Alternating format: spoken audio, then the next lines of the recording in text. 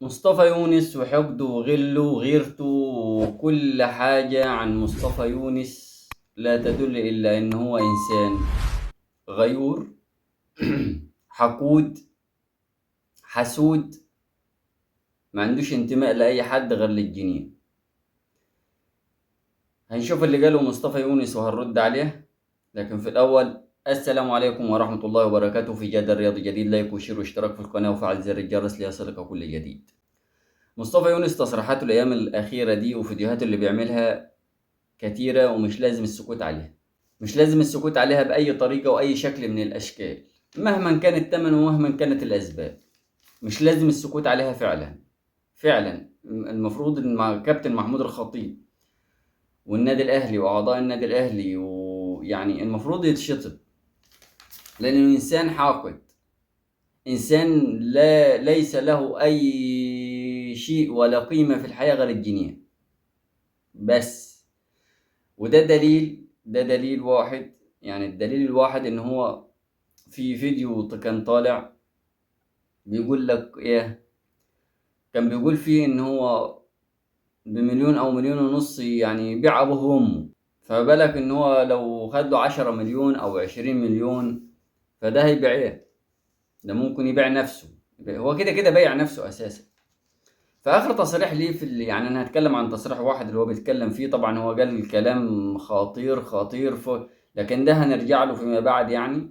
هعمل عليها فيديو كامل هفصص كل الفيديوهات اللي عملها وهنزلكم بيها باذن الله بمشيئة الرحمن، وهتكلم فيها وهياخد حقه مني تالت ومتلت. واللي معاه يعمله، واللي معاه يعمله، وزي ما رجله تودي تودي، واللي عايز يعمله في الحياة يعمله. مش فارقة. اللي زينا مش هتفرق معاه يعني، اللي زي حالاتنا مش بتفرق معاه. احنا هم من النادي الاهلي. لا تقول لنا محمود خطيب ولا يونس ولا عبده ولا غيره، احنا خاصيتنا النادي الاهلي. وهو انسان جاحد. بص يا سيدي، هو كان التصريح اللي هتكلم عليه هنا بيقول لك ايه. مصطفى يونس يرد على ما تردد بشأن نية بعض الأطراف داخل الأهلي. طبعا بعض الأطراف داخل النادي الأهلي خلاص يعني عزموا النية إن هم يقدم مبالغات للنائب العام في الكلام الكاذب اللي هو بيتكلم فيه أو اللي قاله. وفي نفس الوقت الجمعية العمومية عند أقرب اجتماع هيقرروا يعني إذا كانوا يشطبوا اسمه من النادي الأهلي، ويعني محبة يعني إن هو يتشطب يغور في 60 داهية.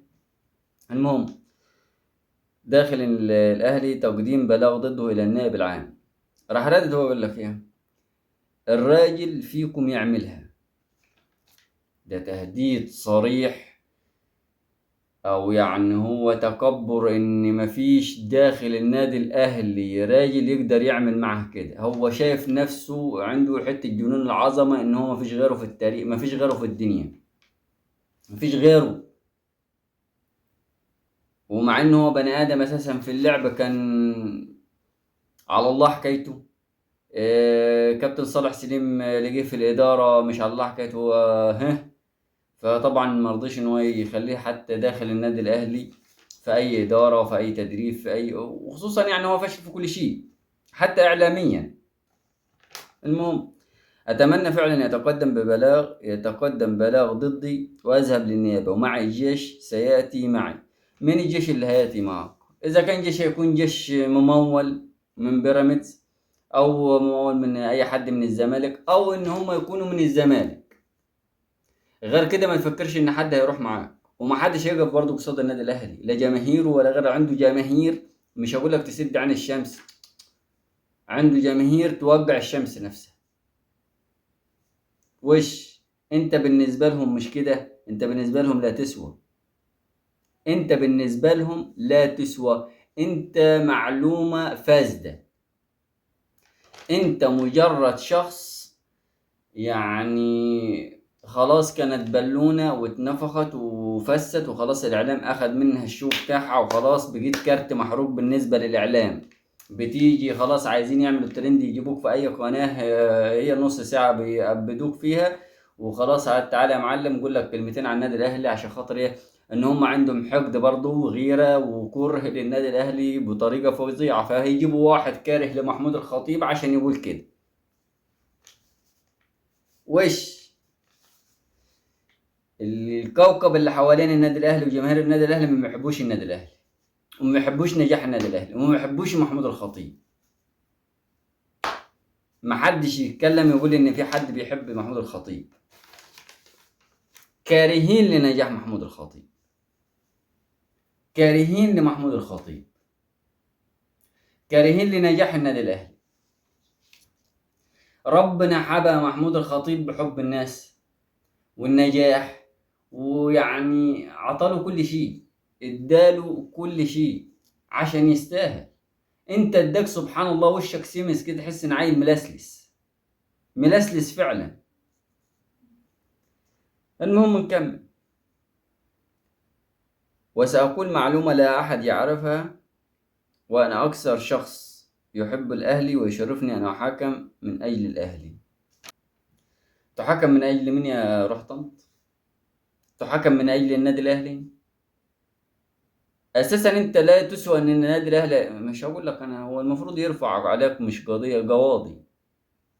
ما ده المفروض إن هو يحصل، والمفروض إن هو أساسا حرفيا المفروض النادي الأهلي يلسوع، يديك على قفاك، يبين لك ان انت مش مصطفى ولا يونس.